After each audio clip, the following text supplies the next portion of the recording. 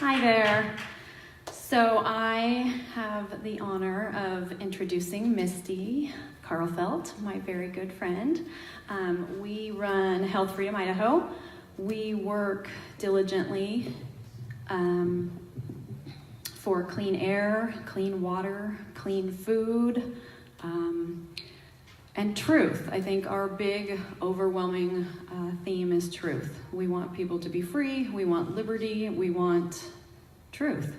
And there is a lot of misinformation, there's a lot of money involved, there's a lot of big organizations, there's a lot of government interference, and we just really work hard for truth. So, we now have Misty here to speak about our organization, and the thing I love most about Misty is her heart. She has so much heart for the truth and for liberty, and she is our fearless leader, and she's the one that keeps us motivated all the time, and I just admire her very much for her heart. So, with that, this is my friend, Misty Karlfeldt. Well, hi everybody. I am so honored, really, to be sharing a stage with such amazing patriots today. It's an honor to be here in a room full of liberty-minded individuals. Each of us has a different cause, and each of us pursues security, freedom, and liberty in a different fashion. And yet we all have the underlying commitment to the preservation of those founding principles of life, liberty, and the pursuit of happiness in this great state. And I love following you because I'm in agreement. We may not always agree on every single thing, but our hearts and our minds are focused on liberty, and we're doing it together. I have the warm fuzzies for so many people in this room. As Benjamin Franklin stated when asked if America would have a democracy or a republic, we have a republic if we can keep it. We can all agree that our dedication to preserving our republic must be just as fervently today as it was 200 years ago. And the thing that really strikes me about his quote there is he doesn't say, we have a republic if we can keep it or if I can keep it. He says, we have a republic if you can keep it. Putting that responsibility on each one of us to keep it. Not the elite, not a special group, not the legislators, not the city council, each one of you. As citizens, we have a duty to know where our leaders stand on key issues and then defend, educate, and inform both the leadership and the public. We cannot sit idly by and wish or hope that things will change in favor of liberty, because you see power defaults towards corruption and government defaults towards expansion. We must be a constant and consistent presence in the legislature and our community. So how did I end up here, and how did we start Health Freedom Idaho, and why? Because I thought it was kind of silly to start a group to defend our rights to clean air, clean food, clean water, right to our own body. I don't know, I thought that was just kind of a normal thing that we had rights to. Well, my little bubble burst when I got an autoimmune disease and I was bedridden. I was in severe nerve pain from head to toe. I was a single mom of 4, and I was in my late 30s. I was the kind of mom that was like working out every other day. I owned my own business. I was involved with my kids. I mean, I had a vibrant life, full life. And then I ended up in bed in nerve pain from head to toe. My little 3-year-old, she couldn't hug or hold mommy because if you touched me, my whole nerve pain, I was completely on fire. So I did everything I could to figure out what was wrong with me. I sought all medical treatment I could possibly do, everything here in Idaho, and then I went to Utah, and then I went to the Mayo Clinic. Now the Mayo Clinic diagnosed my autoimmune disease, and they said I needed 3 years of chemotherapy to manage it. And of this autoimmune disease that's taken over my body, that it doesn't make sense, and they said, don't get distracted by the cause. We just need to manage your symptoms. And here I was on a page and a half of meds trying to make sense out of what people were saying. I was foggy, I wasn't present. But still within me, I knew that that wasn't going to give me the full life that I was looking for with my 4 children. So I went and I sought other alternatives. And I went to a naturopath. and he said he thought he could help me. So instead of 3 years of chemotherapy, I did 3 years of nutritional IVs, vitamin C IVs, glutathione, went to the chiropractor, went into the hyperbaric chamber, which was the only place I had no pain. And my whole world opened to something new. I had no idea there were people out there doing holistic methods, really wanting to heal people, finding the cause and healing that, pumping up the immune system, opposite of what the Mayo Clinic wanted me to do. Now, I'm not saying that, there's different things for modalities for different people, but when I was sick, this was the method that was healing me, giving me my life back, and giving back my children their mother, which meant everything. So during that time, the naturopathic doctor that I was going to, who is now my husband, because I think he knows that I will defend him ferociously for the rest of my life, he said, they'd have this bill that's going to take away my ability to practice because it creates a monopoly. And I was like, well, I'm going to go down there. I'm detoxing and I'm in nerve pain from head to toe, but that is not going to keep me from going to the legislators who I've never spoken to, was completely overwhelmed. And I thought, okay, I'm going to do this. This is worth it to me. They'll hear me.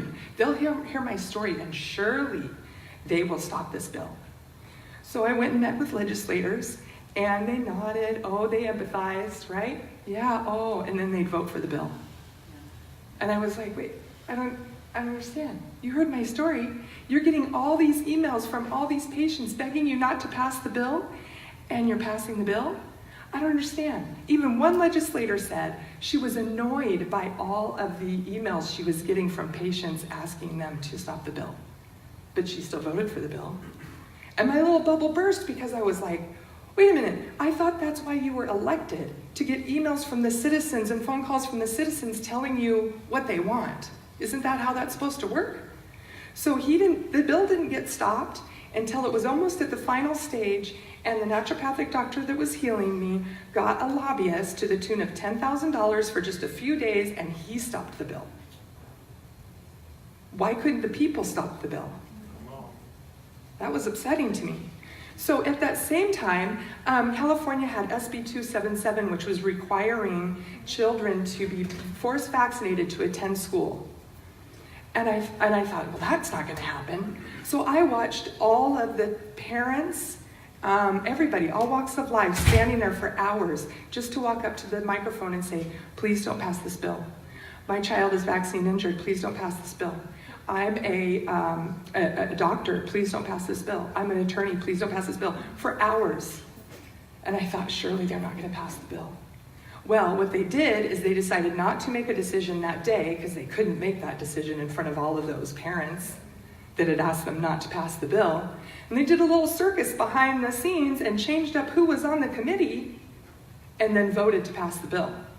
Because they weren't the ones that had endured all the stories of the parents begging them not to pass the bill. It was easy to say yes then, right? And at that point, I thought, nobody's defending my liberties for me. I'm going to have to get in there and do it, sick or not. I'm going to have to get in there and do it. And at that time, I met my tribe, my awesome health freedom loving tribe. And I mean, these are some awesome ladies.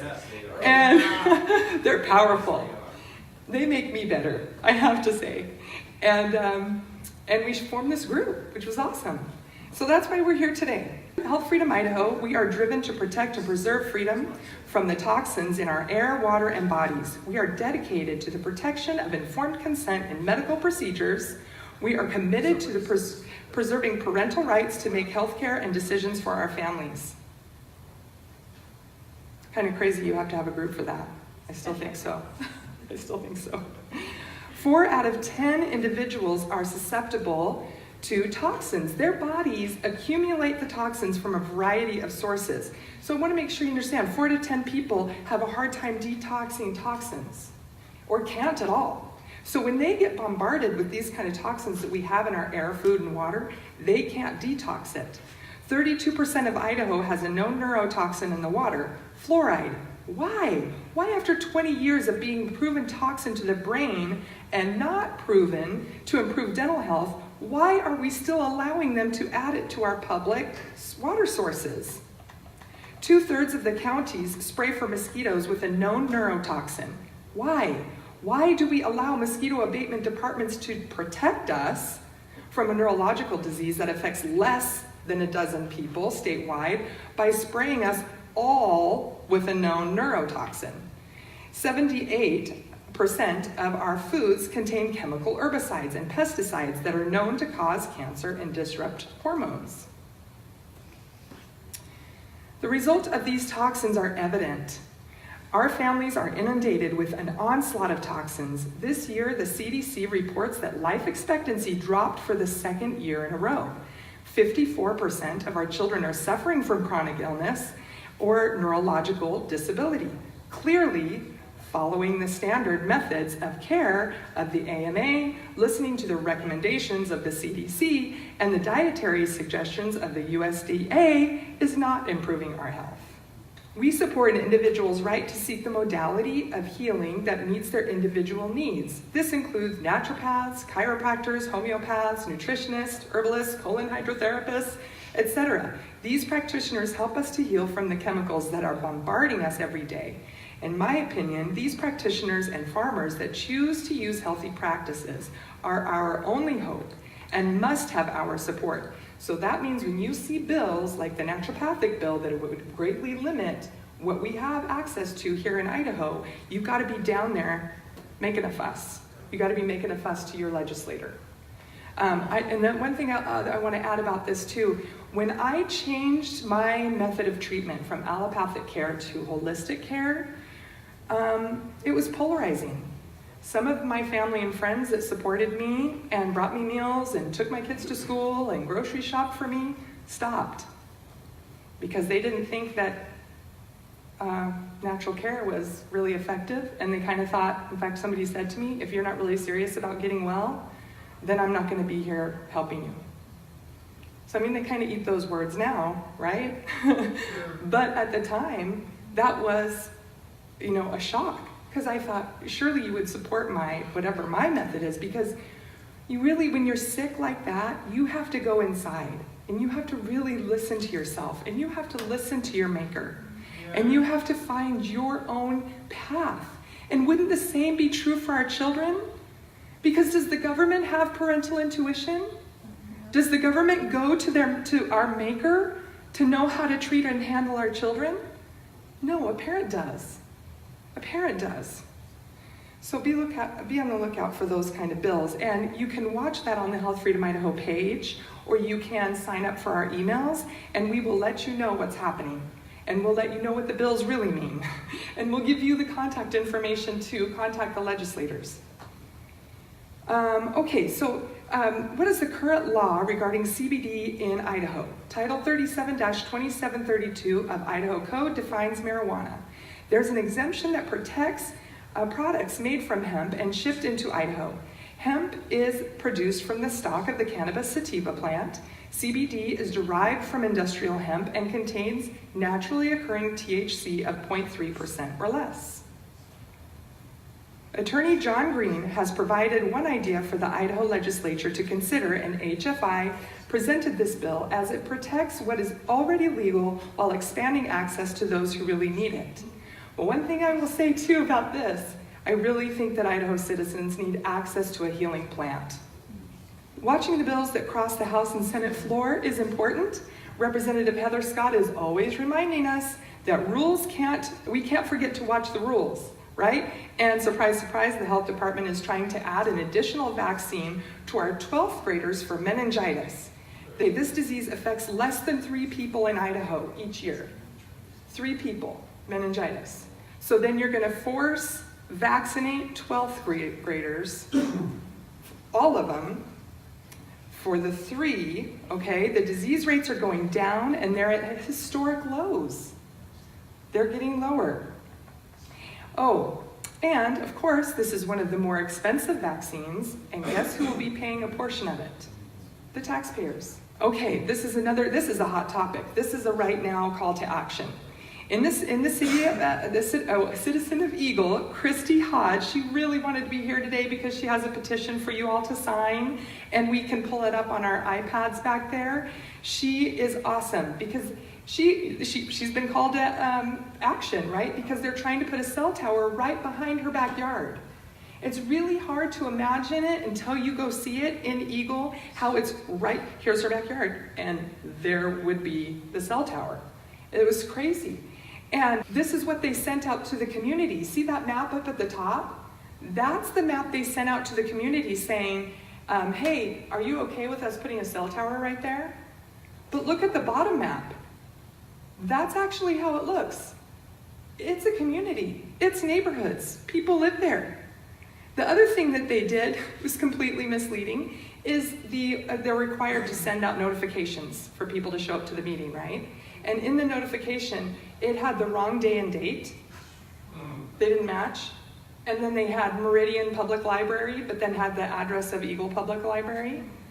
So if they didn't, already dissuade you from taking a stand because, who cares if it's out there in the middle of nowhere, and you decided to go take a stand, you weren't sure what day to show up or where to show up. So she has a petition for that, and we can pull that up if you'd like to do that today. We must unite in this effort to protect our rights to life, liberty, and the pursuit of happiness. Cell towers are industrial structures and need to be confined to commercial or industrial properties and not pollute our neighborhood communities. Show your support, pack the room. You do not have to speak, just being there will be your support. While we are not opposed to improving telecommunications, there are much less controversial and intrusive areas for such development, for safe placement away from our neighborhoods. This placement is the placement of this tower directly in the middle of residential homes must be stopped. Homeowners all over the country with towers being erected near their homes are dealing with value losses of 20% or more. Who's willing to give up 20% of their home value for faster internet speed? Can you imagine too the noise nuisance of the AC units and the generators running in your backyard all the time? They have a pool right back there. You're gonna be out there at their pool enjoying the sun with the sound of the AC units and the generators. There are ample disturbing publications in recent research by the top world-renowned scientists of doctors over the unknown health risks of long-term effects and exposure to cell towers which emit high-frequency radio waves or microwaves. Safe distance from these towers is 1/4 of a mile. Inside the 1/4 of a mile is unsafe. Now let's think about this for a minute. If it's emitting microwaves, think about your microwave at home. They always say that seal has to be really sealed up because it emits the microwaves. You can't have it at your pregnant belly because it emits microwaves. When this 5G is here, make no mistake, we will be living in a constantly going microwave. Some of the issues that it will cause, some potential health problems: headaches, memory loss, cardiovascular stress, low sperm count, birth defects, and cancer. And my question is, who is responsible for the emotional and physical harm caused to these families? This action may not affect you right now, but if we don't do something about it, you'll find a cell tower going up in your backyard.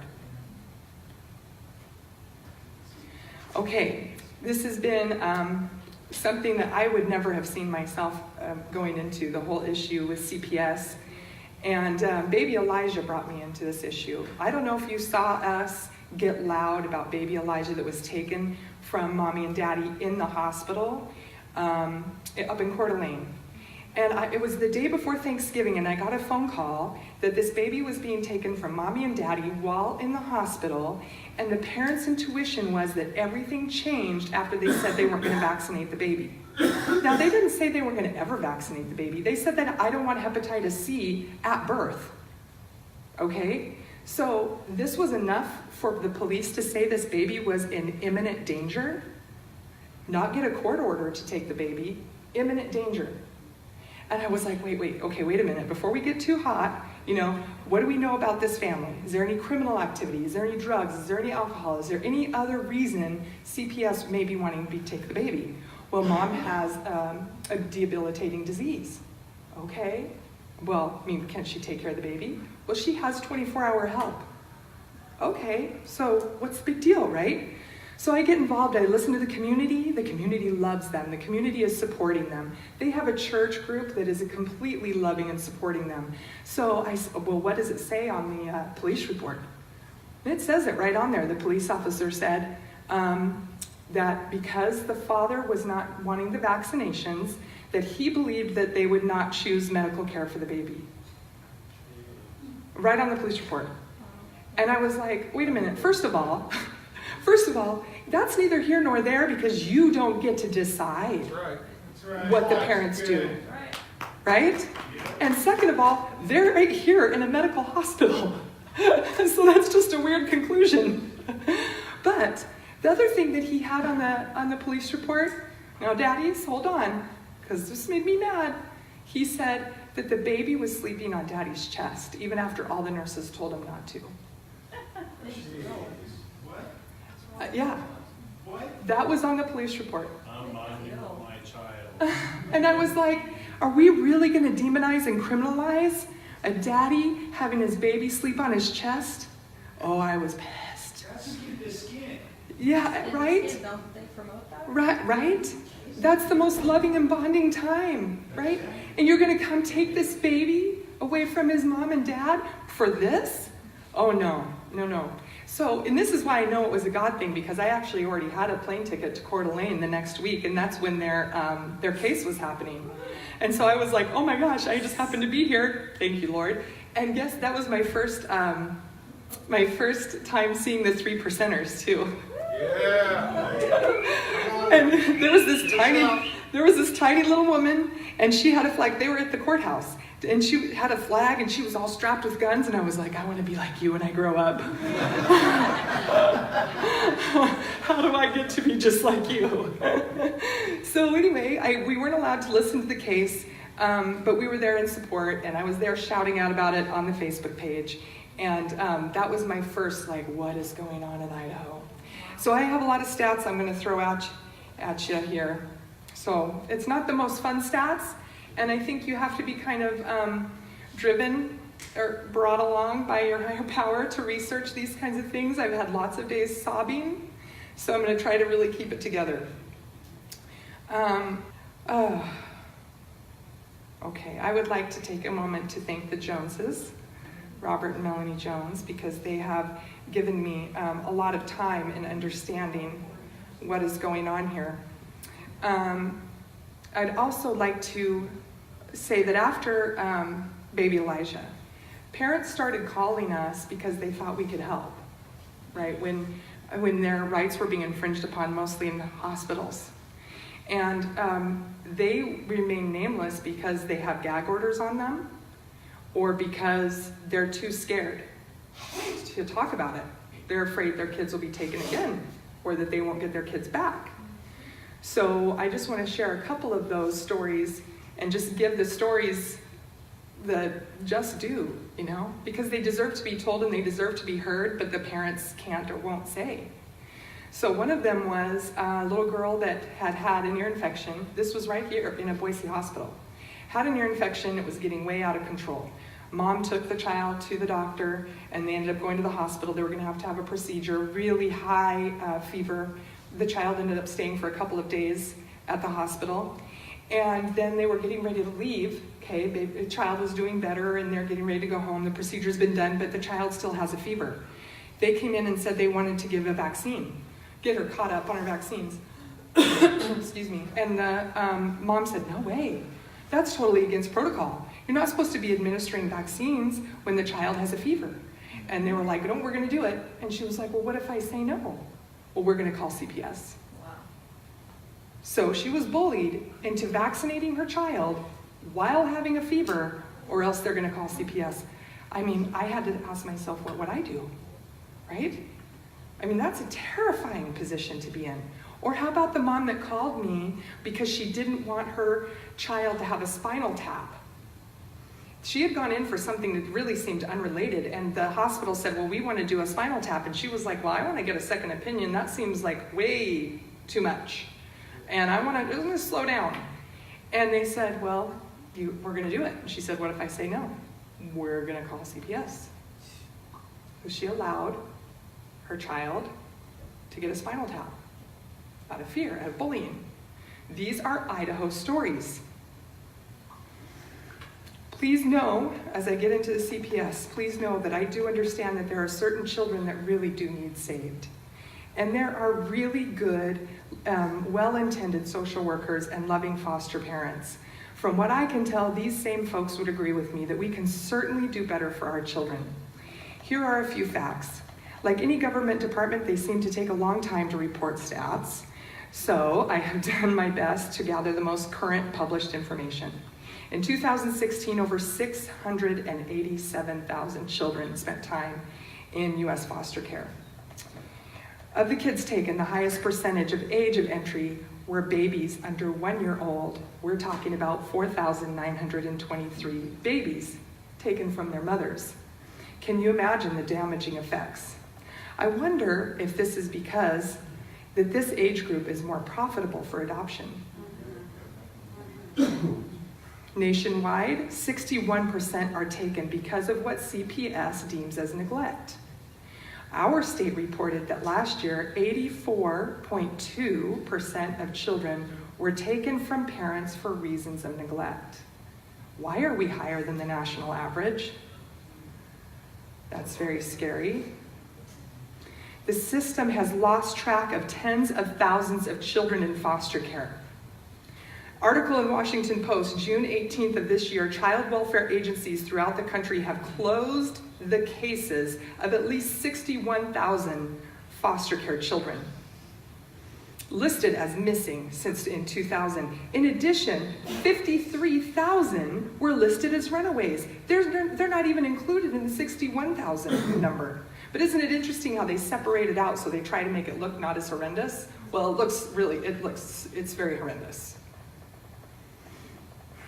Their investigation aligns with other reports of children missing from various states. In 1984, the U.S. State Congress established the National Center for Missing and Exploited Children, and as part of the Missing Children's Assistance Reauthorization Act of 2013, they received $40 million to study and track missing and trafficked children in the United States. According to their most recent report compiled from the FBI data and their own of nearly 25,000 runaway reported to the NCMEC in 2017.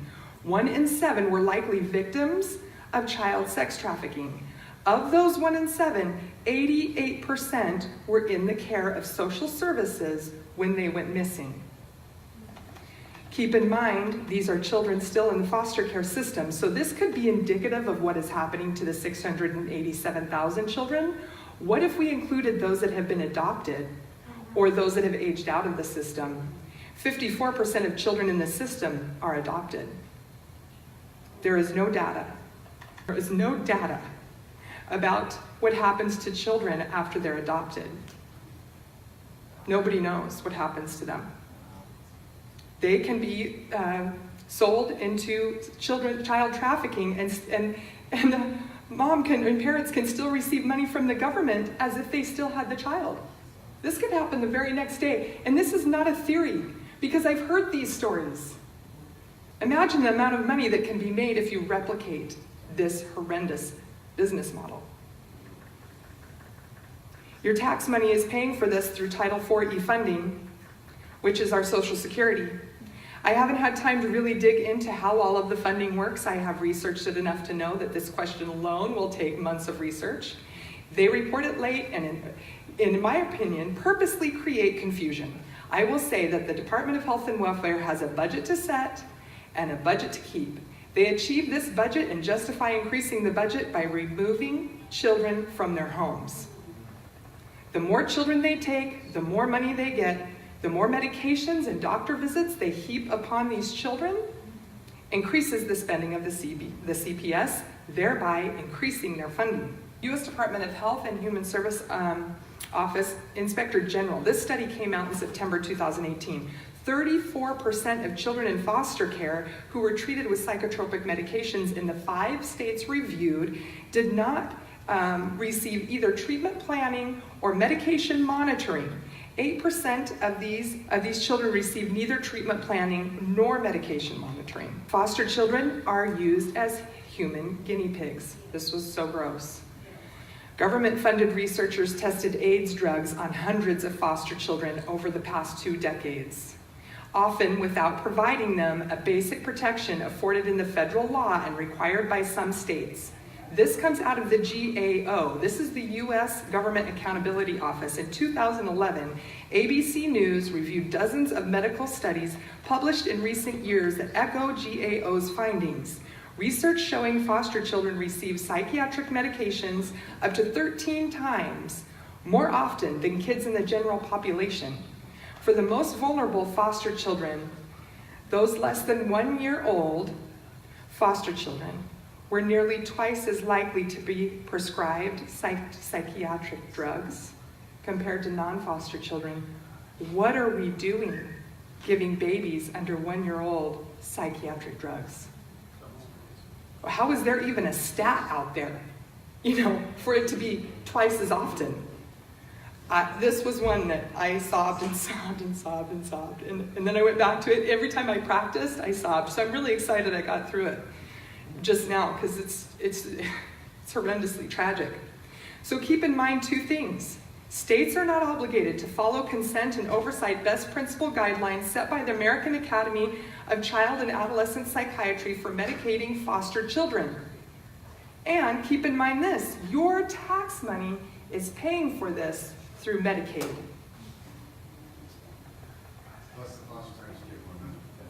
That's right, foster parents get more money. That's why Robert Jones is here, to give you even more information. I've picked his brain for hours as I gathered these stats. Have the states acted upon the findings in the 2011 report? I wanted to know. I went to the 2017 report to find out. Here's a quote. While some selected states have reduced medication use among these children, states focused on other measurements to gauge the results of their efforts. 4 of the 7 selected states reduced medication use from 2011 to 2015.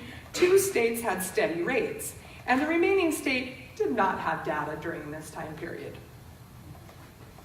These data, however, cannot be compared across states because states use different methodologies to collect data.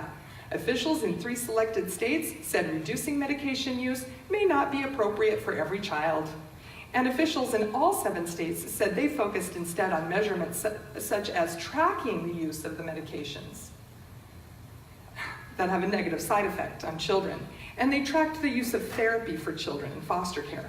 Officials in most selected states discussed limitations with gathering data needed to oversee medication use, such as disparate data systems, resource constraints, and privacy concerns related to the data sharing among state child welfare Medicaid agencies and with managed care organizations. Officials in some states said they shared data, they overcame the privacy concerns, this was great, through written interagency agreements and educating the stakeholders, right? So they're agreeing to go ahead and share this data, but they're not really putting their efforts into helping the kids not be on medications. This paragraph explained a lot to me about why I can't find good data on medicating foster kids throughout the states. Even the GAO can't get it because it either doesn't exist or it doesn't exist in a way that you can compare it. Whenever possible, the parent should be available and should sign for any non-routine care, such as surgery. If a parent is not available to authorize surgery and the child is in legal custody of the department, according to the Child Protective Act, the department can authorize surgery if the surgery is deemed by 2 physicians licensed to practice in the state where the child is. Okay, so that means 2 physicians can override the parent. So if the parent says, no, they don't need that surgery, they've already had that surgery, this is what's going on with my child. The state can override that by 2 physicians signing off on it. Well, I own a property management company. I own a real estate agent. I'm a real estate agent too, and I have vendors that work for me. And they work for me, right?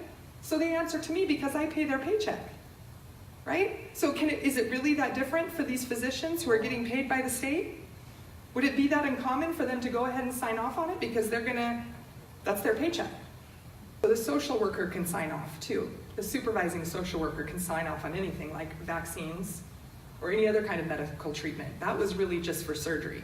So really, once your child is taken, even before you've lost your parental rights, the state is already able to make those decisions for your child. I am so burdened I am burdened for the children and the health of our families, because what do we really have? If we don't have health, and if we don't have our families, what do we really have? It's time to draw the line.